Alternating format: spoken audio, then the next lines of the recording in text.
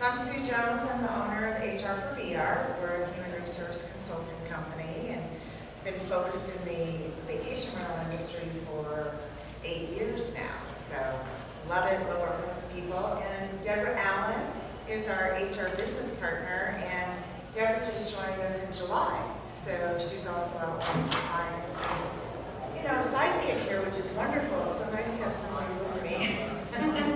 So what we're going to talk about today is we're going to share a little bit about some employment law updates.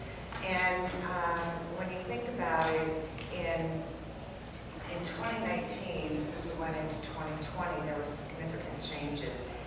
29 states and 40 different governments raised minimum wage above the federal level. There's 8 states and 12 municipalities that prohibit you from asking applicants about their current salaries and previous salaries of applicants. Come forward, our mics are out. And then 8 states have passed equal pay laws. 11 states and 20 municipalities have paid sick leave and implemented different things. And then the other thing we have is 33 states have legalized medicinal marijuana, and 11 states have legalized it for recreational use. So these are some of the things, some of these big numbers that we're talking about. And today we're going to talk about 9 changes, just the top 9 that we've identified. And one of the things I want to share, you were in one of our earlier presentations, just like your short-term regulations, we are seeing that in the employment law area as well. You know, the states are starting to step up a lot faster and implement different laws and regulations because the federal government isn't keeping pace. Also, you have municipalities, things such as your metropolitan areas, your New York Cities, Portland, you know, Seattle, Portland, Maine, some of these areas, Boston, they're starting to set their own limits within these areas as well. So the word of caution here is when you're looking at following employment law, don't just look at the federal law, look at federal, look at state, as well as if there's any local municipalities. All right, I'm going to kind of turn that over to you, Deborah. So, show of hands, does anyone know what a salary history ban is? We have statewide bans in 17 states, local bans like she's talking about in jurisdictions, larger, usually metropolitan areas, we have 20. The salary history ban's purpose is to not perpetuate pay gaps, and that can be between different types of groups of people, but ideally what your takeaway and what you need to focus on is that if you're in a state that has a salary history ban, that when you're interviewing somebody, you can't say, you know, you have to frame the question on how you inquire of what their needs are with this question right here under the alternative is oh, look at that. We don't have a mic, but we have a pointer. So you can ask what your salary expectation is, but you cannot ask what you made in the past or what you made in previous areas. And the reason why is if we played that out, perhaps somebody would say that I made 32 annually in my previous position, but you know that your range for this position is going to be 44 to 55, and the person who's exiting was there for maybe a few years, had a couple increases, and was maybe at the mid-range. Now you have this information and you could save money, but the whole purpose of salary history bans is to actually not perpetuate that gap. And so what you want to ask somebody in an interview is what your expectation is. And if their expectation is wildly off, you're going to find a couple of things. They haven't done their market research, they haven't done research on you, and maybe they haven't worked as long in the industry or in that role as they may be claiming to, or maybe they're just coming from a different market that pays differently and didn't do background on you. So we really want to hire people who've looked at you and your company and what you do and know you, but also knows their industry and what to expect. Even for an entry-level position, I think that background stuff is basic looks at your website. I mean, that's what we want to see with entry level. When you get more advanced, we want them to know more about their pay scale. And Deborah, one thing I'd like to add is, one thing I'd encourage you to do when you go back is look on your employment applications, and if you have current salary or what was your last salary, start thinking about maybe with the next printing or next update taking that off. because while it may not be in your state or your, location today, it's coming. And these things happen so fast, and the reason we like to share this information is because if you're aware of it and you take action now against these things, then when it happens and you didn't know about it, you're already compliant. And also, that's another good point, that is that even though maybe one of your states doesn't have this law, when we see everything that's up here is either a lot of states or all of our coastal states have had it for a while, we know that we start to move in and regulation could be in your neck of the woods downtime. So you have time to plan for these expenses now if you're looking forward in your strategic plan. Great. So pay equity, this flows right into the perpetuating the pay gap. We've been hearing about this a lot. I think it's really surprising. I didn't even quite realize that that this hasn't even been ratified by the Constitution until recently, about gaps for women in their pay. So this pay equity just really is a huge topic, and if we were to continue at the rate that we're at, it would take women to reach equity in 2059. So we're really looking for a culture change, and even if your state doesn't have this regulation, this is a wonderful way to look at hiring a diverse workforce, hiring parents, hiring women, and thinking about equity as part of your culture. And then talking about that in your marketing, recruitment materials, advertising it on your website as a call to recruit people. Can I interject something? One thing is, when you're thinking about posting for jobs or you're recruiting for positions, put the salary out there and put it out there right front and center. Yep. And it will save you time in the long run, ultimately, but then you're also being fair about what that salary is that you're going to pay, or that hourly rate, regardless of somebody's experience or, where they may fall within the spectrum. That's a great point, because at the end of the day, you'd rather have a smaller group of people who are qualified and who know what they're getting than not. It used to be that companies or employers would prevent employees from the water cooler talk and sharing, I made this, or this was my bonus. That's actually, you can't do that practice anymore. Employees are allowed to talk among themselves, to share that. We don't really go around as employers or managers or leaders and talk about it, but employee to employee, they're allowed to ask questions if they're comfortable and if they want to. So our tips for pay equity is, if you go looking under, as Sue loves to say, if you lift up the trunk of the car, or the hood, and you look at the parts of the car, be willing to do something about it, you're going to see a lot of different things going on. And so when you look at pay equity, what you do is you can see comparable work maybe across different departments, and you need to ensure that either male to female are being paid the same rate for comparable work, or minorities to other groups are being paid. This is coming at it from multiple perspectives. We always recommend considering a third party evaluation, because there is a little bit of a firewall between you and this information that you find out. It gives you a chance to figure out your plan of how you want to correct. So you can't take somebody's pay away. You're looking at advancing other people's pay to get there, and a timeline and a period to do that. So let me ask you a question.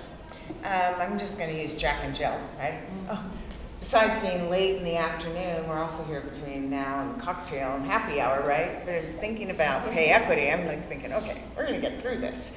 When you have two people, let's say we have Jill who's been with the company for 2 years and she's making $30,000, and then you hire Jack in who is making $31.50, and he's coming in at a pay rate above Jill. And Jack has been there for Jill's been there for, Jack is new. Yeah. He's new to the company, but he's being paid more than somebody who's been there. Let me guess, they're drinking and they find out they're at a happy hour and some information's exchanged.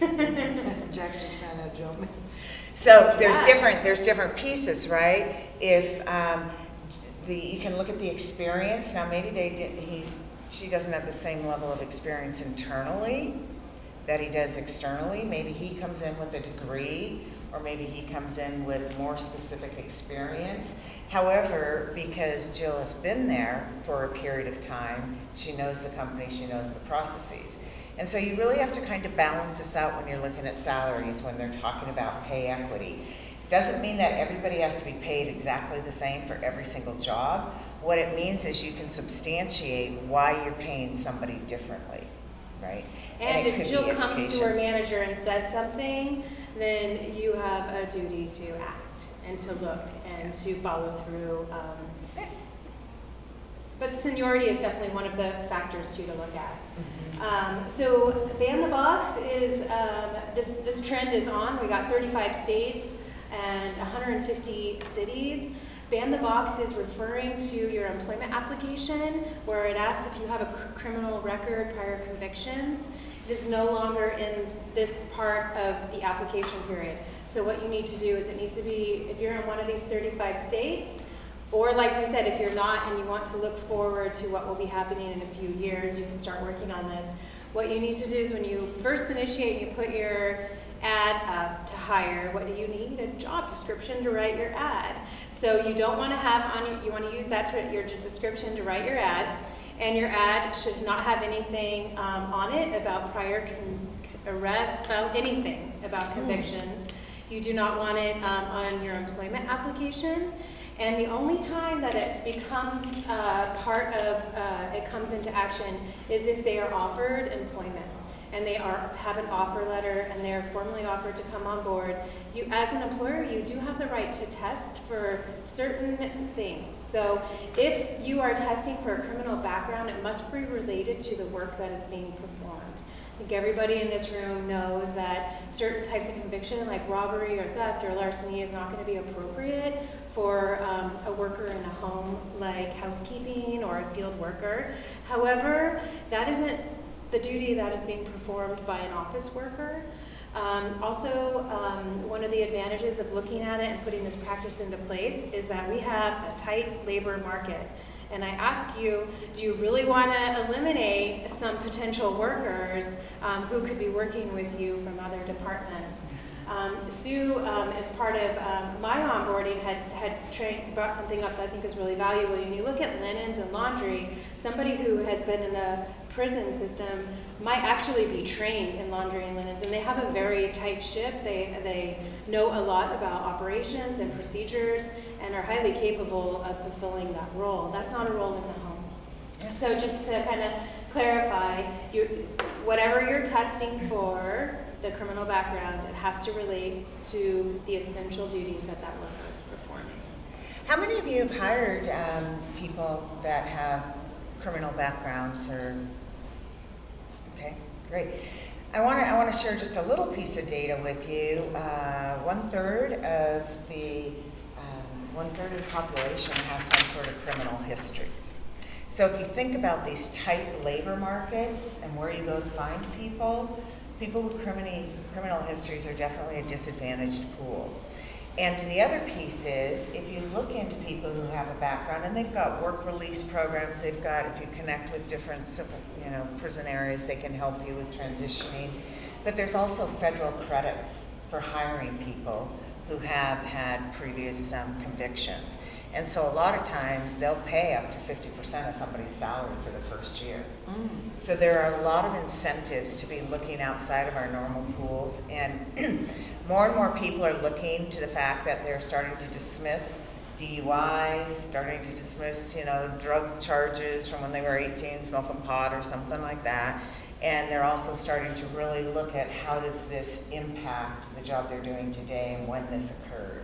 So it's no longer just a cut and dry. And especially when there's a gap. I mean, if you're looking at somebody who's in their 40s or 50s and had something happen in their young, 20s, and there's been no record in between, that does become, an ethical conversation. Does this a second chance? That's a long time. It is. So there's a lot of ways that you can look at it, and what people are willing to overlook if they can see strong performance, and they're willing to overlook some of these. And references. And references. So how about weed in the workplace? How many of you live in a state where medical marijuana is acceptable? Okay. And then how many live in a state where it may be recreational? All right. So this is the big thing that's happening. 33 states have medicinal marijuana as legal in the as legal. And what's really happening, we'll get in a little bit more, but they're starting to fall under the ADA, American with Disabilities Act, because they typically have a disability to get the medicinal marijuana card. And so now, even though it may not be legal where you live, if somebody has that medicinal marijuana card and it's legal in the state they're working in, it can be then covered as a disability. Figure this one out, right? Yeah. And so what happens, the nice thing about it when you think about this, there's no testing. It's not like drug or alcohol testing where you can send them in and they're going to do a swab or a test and you're going to know immediately what their blood alcohol content is. There is no way to really truly determine if someone is high right this second. You know, they can linger in, you know, the testing can linger over days. And what we're learning, actually Maine is the very first state to prohibit employers from restricting the use of marijuana by employees outside of work hours.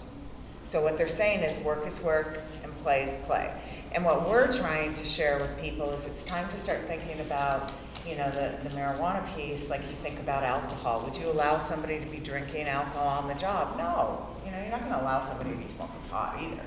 But on the other hand, do you allow people to drink after hours when they're in their home? And so we're starting to see where they're starting to look at this in that kind of a light. And thinking about how you treat alcohol is how you treat this. But there is no accommodation for being high at work. I mean, you don't have to accept it, especially now. But it is coming. I'm just saying, for those of you who aren't one of these 33 states, if we're sitting here next year, I bet we're probably up to 40 states. The other thing is, if you're testing, how many of you are actually doing drug and alcohol testing? For all positions or We fields? test everybody that comes in for an application. If they go through our interview process and they get to the point where we're interested in hiring them, we send them for testing. And one thing that I did want to ask in this particular section, with the prevalence of CBD oils, the testing solution company that we use is getting positives for CBD oils. Yes, So yes. what do you do? How do you determine what's good or what's not? Well, you really can't. And so what companies are doing is they're dropping the marijuana piece off of the testing and testing for other Everything drugs else. and controlled drugs. Because the CBD, Well, the thing is that they can't tell if it's a false positive or if somebody took something as a blocker or the test just isn't sophisticated enough to know. And so if it's for medicinal use, like migraines or glaucoma that somebody claims, like she said, it becomes under ADA. But in some ways, yes, it is a concession. and what's happening is if you think about the prevalence, right, it's, you know, over 2/3 of the states. If you think about that, it spreads and people move from one area to another and they're looking for jobs. And so again, it's a consideration, I think, as employers. If you're doing your testing, you may want to look at, if you're getting a lot of these false positives, look at maybe, you know, removing that or, you know, because I don't know how many others are test positive, but it's a good question. But safety sensitive, like driving company vehicles and things like that. I mean, there I is used to still work some for a trucking disruption. company, and right now, Yeah. going through what we're going through right now with this CBD oil Yeah. and stuff like that, like I couldn't imagine trying to hire Right. a driver Yeah. for a big truck right now. So. And this is really interesting because under the federal guidelines, Yeah. right, the Department of Transportation, it's not legal. Yeah. Massachusetts has legalized marijuana as well as the medicinal use. But they can still fire people. I mean, you can still fire people, you know, but it comes to a performance issue. And when you think about training managers to recognize the use, it's kind of like alcohol. When you train them to look at what are the signs and the symptoms if you suspect somebody's under the influence of drugs and alcohol. If you suspect somebody's under the influence of drugs and alcohol, you can have them tested. I mean, that's absolutely true because it becomes a safety issue in the workplace. All right, ADA. How many of you are familiar with this? How many of you love it? It creates a lot of issues. And basically what we're saying is the ADA with the Disabilities Act is a physical or mental impairment that substantially limits or interrupts one or more of your life activities. So what's the question? What are life activities? What do we think are life activities that would be considered under ADA? Think basic. So I always get this look. So here, caring for oneself, performing manual tasks, seeing, hearing, eating, sleeping, walking, standing, lifting, bending, speaking, breathing, learning, reading, concentrating, thinking, communicating, and working. So what do you think when you see that list? All of us. Right. I mean, it's true. Just about everyone has some sort of a disability like this. And actually, through the statistics, 1 in 3 people have some sort of disability. And a lot of times, you can see the disability, right? You can see somebody using a walker and make an assumption they have a disability, or somebody's in a wheelchair, or you can, from a physical appearance, you can tell there's a disability. What's more important is we're going to talk about these hidden disabilities. But when you think about this ADA and you think about this impairment, it's not only that they physically have that impairment, but it's that they're being regarded that they have one. So a great example of this, and I'll say it because people say it all the time, is, oh my God, did you ever talk to, not about me, I won't use my name. Let's see, do you ever talk to John, right? And he's so bipolar, I can never work with him. He's up one day or down the other. Or somebody's really, don't go talk to Sue today, she's really depressed. So if you use that kind of language, even the language say Sue's really sad today, if you use that kind of language, what you're stating is you think there's an impairment. And because you think there's an impairment, it's your responsibility to make sure that if it becomes a performance issue or something, you have conversations around it to make sure that the disability isn't the root cause of the performance.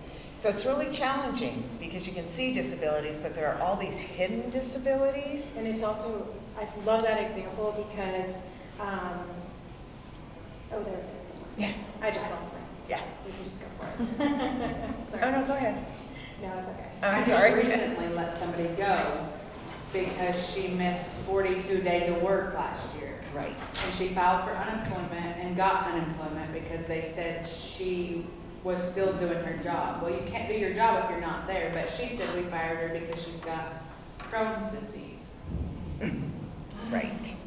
And so it becomes really a challenge. And the best thing you can do to always protect yourself, if you think somebody has a disability and let's say they are falling behind, a common one is ADHD, or somebody, is like squirrel, and they like can't concentrate. Giving them, a little office with no disturbances, taking clocks and things off the walls, taking the notifications off their email, taking the dings off their phone, those kinds of things can help. But what you want to do if somebody does have a perceived disability, have a conversation about it, so you can then say, we talked about it, Sue says no, she doesn't need any accommodation. Then you can start to separate it from your performance issues. And that's the key, because you have to first document there is a disability, then you can talk about the performance side. And one of the things we see a lot that seems really benign is somebody will go to the doctor and maybe they have a neck issue or something from a prior car accident, and they ask their doctor, they say that I can't sit down at my desk, it doesn't feel very comfortable, and the doctor says, oh, go to someone in your office and have them fit you for your desk, because there's certain fitting. Your elbow should be at, this 90 degrees, you should be one arm length from your screen, and they'll say, well, that's not my setup. Then you modify it, and they go back to their doctor and they say it's not comfortable, and their doctor says, this person needs a stand-up desk. Stand-up desk is very expensive. I mean, the cheapest one you can get at Costco Sam's Club is $250. If it's but normally the Veridesk, I mean, those we're talking $400 to $700. And the thing about a stand-up desk is it spreads like wildfire. One person gets it, and the next person wants it, and this could be an equipment replacement throughout the office, and depending on your team, but for even just a small reservations team, you could be looking at $12 to $15 grand, because maybe they want a telescope seat, or it pulls in a lot of different things. And so I think also the one thing I wanted to highlight is that we've become so casual in our language. Like we say love instead of like, we say depressed instead of sad. And like, I just want to reiterate that as leaders or managers in your company, you don't want to engage in those kind of conversations because, like she said, they can be denoting a potential record of an impairment. Huh, you guys are doing good for 4:30 and sitting here like, oh my God, we have to take all this in right now, right? Well, get ready.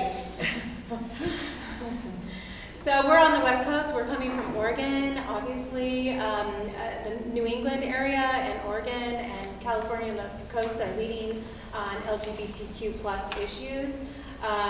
The Supreme Court is concerned arguments under Title VII of what determines sex, and they're becoming far more clear on what that means. It can mean so for anyone who doesn't know, this is going to be lesbian, gay, bisexual, trans, queer, and plus. Plus can mean I'm gender fluid. It may be that I was born female, but I feel fluid. I could be something one day or something another. That is something that when somebody comes into the workplace and they present one way for months and then another way, it would be discrimination to address that or talk about that, to discriminate about that, to have harassment or bullying is the most common thing that we'll see amongst employees or between a supervisor manager and that employee. The expansion of sex is really, it's very sticky, it's a very hot topic. And I would not try to say how people should look in the workforce at all, including if you have uniforms and everyone's wearing them for a department, like out in the field, this is a uniform, but when you're looking at an office worker, you can have a dress code policy, business casual, or jeans, or whatever, but you can't actually define how somebody would present in the workplace. And you know, it's interesting too, because now you see plus, because now they're just saying, there's a plus, because there's gonna be more coming down the road, right? In the language, so that's a very positive piece. So right now, these are all the states who have gender X on their identification, state identification. So you can say male, female, or X in all of these states. It would be illegal for you to not have on your application, employment application, if you have gender on there, male, female, you would actually have to include X. So an easy way is to just take off someone's sex from an employment application. Some of these practices are coming down to your documentation and how you interface with applicants or employees. You know, I don't think, as you can see in the Southeast, this isn't going to be something that catches on soon at all.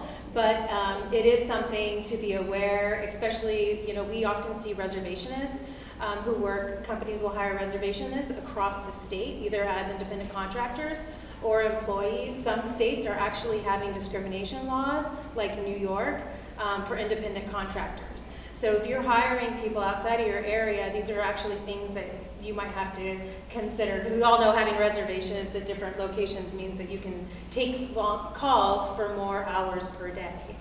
And it's a really great point Deborah brings up. Do any of you have employees in other states?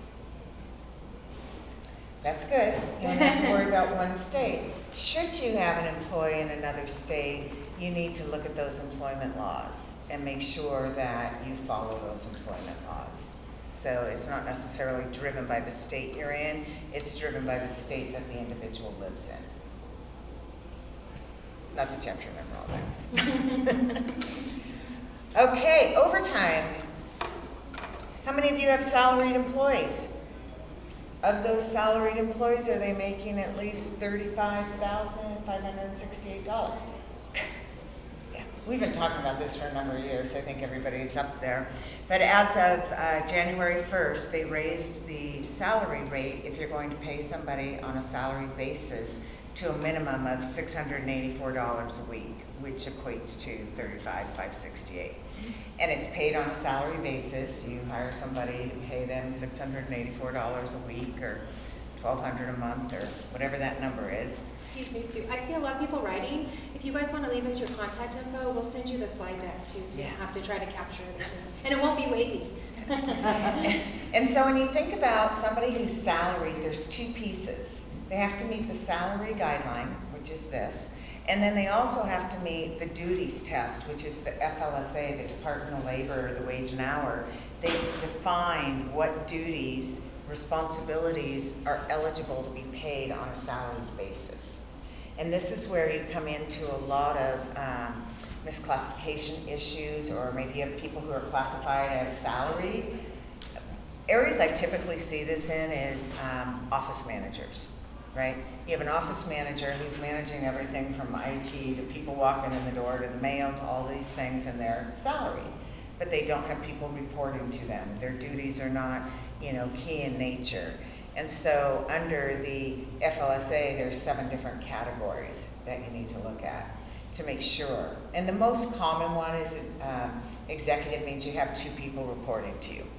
So that's common. If somebody has 2 people reporting to them, that's great.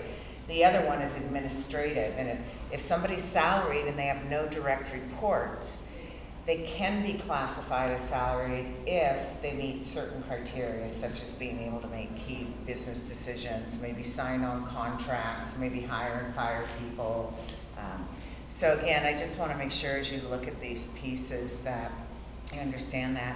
And then the other piece with this new salary guideline that's new is that you could pay them, let's say, you can make up 10% of the annual salary in incentives. So if you wanted to pay somebody on a basis of $35,000 or $34,000 a year, what you could do at the end of the year or quarterly or whenever you pay out incentives, you can pay out incentives so it gets them to that $35,684.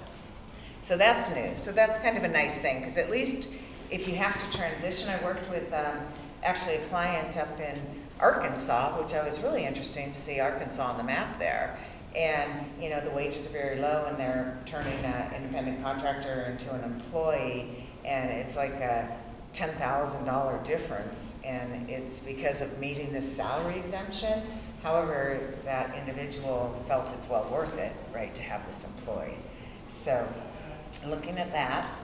And the way to look at this is make sure you have updated job descriptions.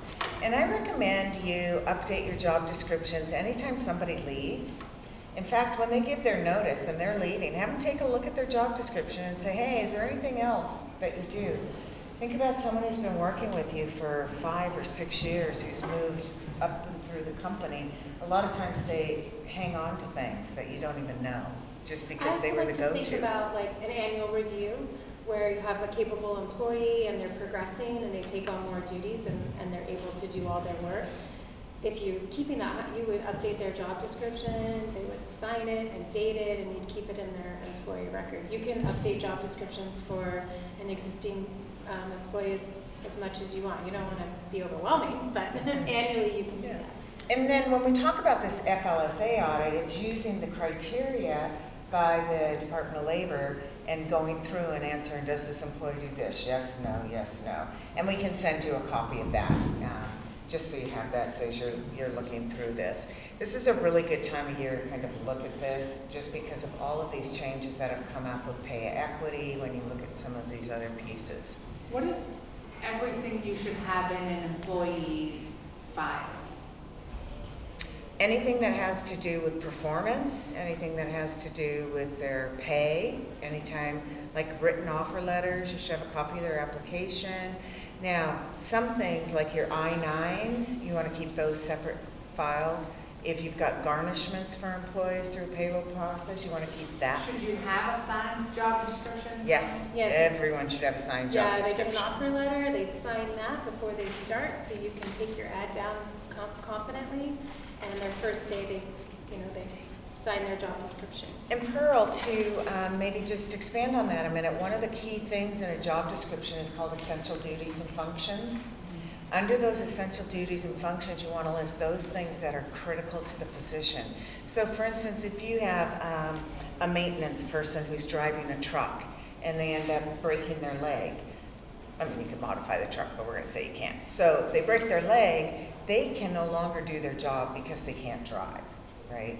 And so where this comes into play is that if somebody goes out on leave or somebody can't do the essential functions anymore, you can transition and bring somebody else in.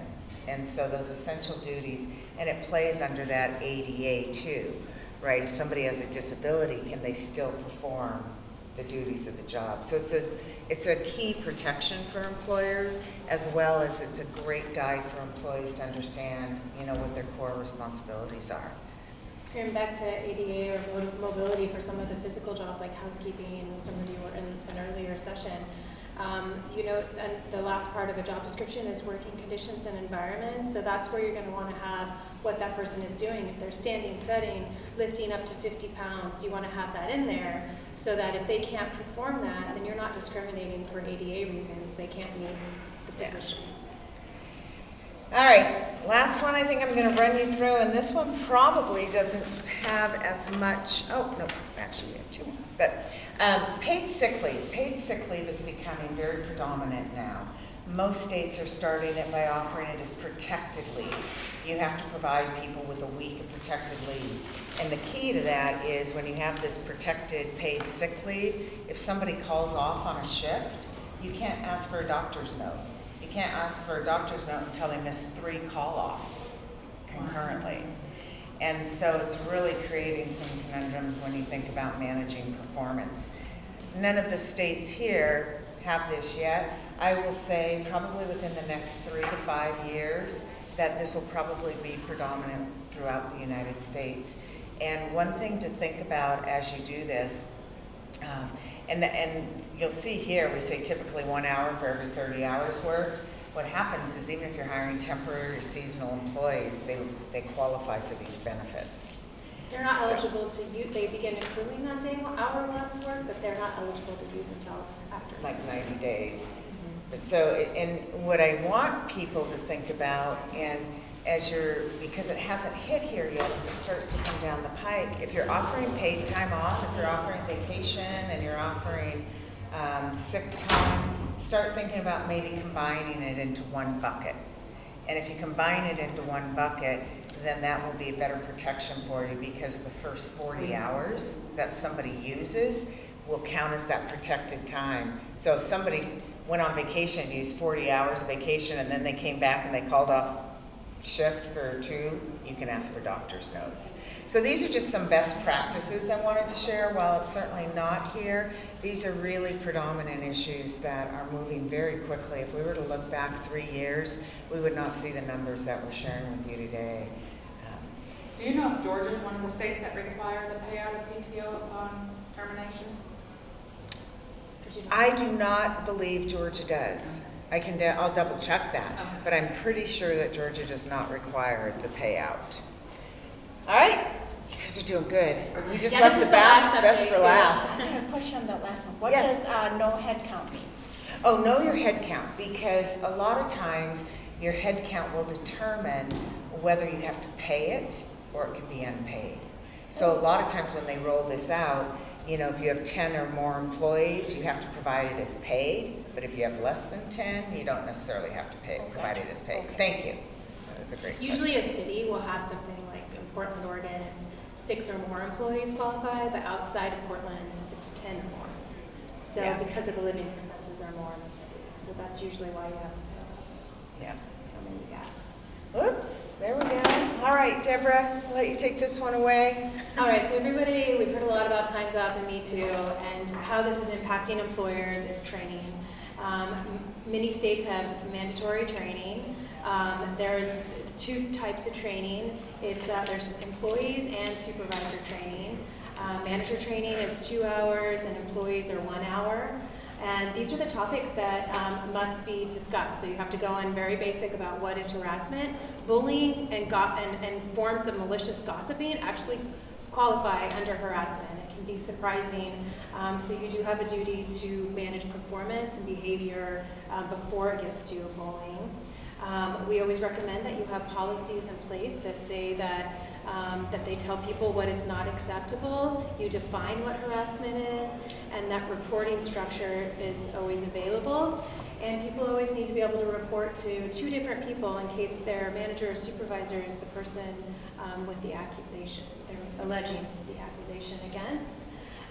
We know that states are looking for case law to establish a legal standard, so don't get the pop, don't get the attention. And there are obligations of supervisors. What that means is that it used to be under the law and that you didn't, if you were an employer and you didn't know something was happening because nobody told you, you weren't liable, but now you are. That's what it says. You should know what's going on in your company and you're liable. It's that simple, it's very serious. And you know, it's interesting because again, when you think about it, maybe your employees don't know, but people are very literate. People see information all the time. People talk to people in other companies and other places. And I would just share with you, it has been very interesting to me just in the last 6 weeks. I've worked with 3 companies that have had situations come up. And you know, prior to that, it was maybe like once a year. So it just shows me that people are becoming more aware of their rights. And A lot more people are more sensitive these days too. yes, And harassment can they occur are. outside of the workplace. Back to Yeah. happy hour, if we're all hanging out and Jack and Jill stayed longer and something went down, you're liable. Yeah. Yeah. Yeah. So it's outside of the workplace when you congregate as an And the employee. other thing, when you think about harassment, it's protecting your employee. So if there's a third-party vendor, if there's the UPS driver who That's a great stops point. into your office and, you know, is making somebody uncomfortable, it's your role as an employer to protect that employee, Yeah. whether they're on duty or off duty. So, gotta love that. So that means that if you have independent contractors working for you, especially, then that's a huge liability. So as we think about just kind of takeaways, you know, again, I just did this presentation in Sandestin with Amy, and you know, the Southeast or the Midwest is probably going to hit it before the Southeast does. So again, just showing you some of these trends that are coming, because the more you can be prepared, I think that it'll make a transition easier. Sign up for newsletters and webinars. You know, there's always newsletters and webinars going on. We have newsletters or, you know, some webinars. We have a love lot of insurance resources. companies, legal resources. They often have, you know, newsletters. Sign up for them in your area. Yeah. And then this is where I think the benefit comes, is consider making these changes before you have to. Some you may want to wait, but others you may want to put into place before you have to, just because it is a best practice. And then have a good relationship with someone in HR. You know, a lot of the clients work with people locally because, you know, there's always a question. You always got something, you got to pick up the phone and ask somebody. But the employment law is becoming so much more challenging to navigate. Sometimes it's easier to talk to someone who's been there. So. But we track all 50 states and local jurisdictions, so we can also work with anyone. But to her point, sometimes you're specific, someone in your area might be more on the trend than we could provide. I'm a budget as a Bible person, so I really like to look at things in advance and plan for things. So some of those we've mentioned are 3 to 5 years in the work, so it would be a great opportunity to get that in your budget. Well, thank you so much. I know, you know, sticking it out for the last conference of the session of the day. We appreciate Yeah, we're that. surprised you chose legal. Yeah, Thanks. we really appreciate you chose this. Does anyone have any questions or anything? Now, how often should you do that training? Say somebody's been with you for 5 years and trained The them. harassment? Annually. Annually. Yeah, annually, okay. Yeah. So- People And tend to anytime an forget. issue comes up and Yeah. you have a claim, you do it again. Yeah, Yeah. Oh, Yeah. good, okay. yes. Any other questions or thoughts or? Everybody's ready for a beverage now. More hot one, right? Thank you, this was great. Thank you. You're always